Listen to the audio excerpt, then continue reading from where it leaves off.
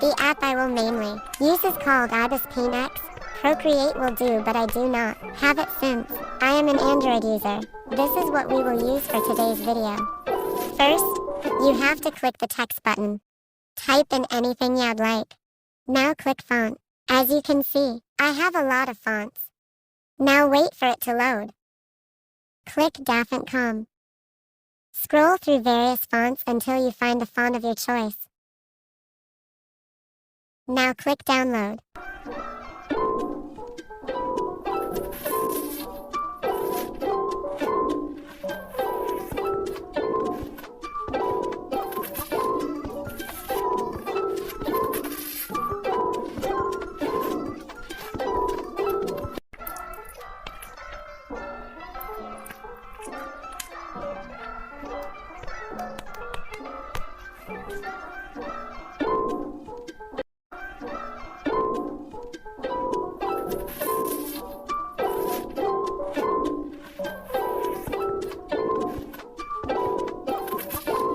Add a lot of these to your favorites so you don't lose them.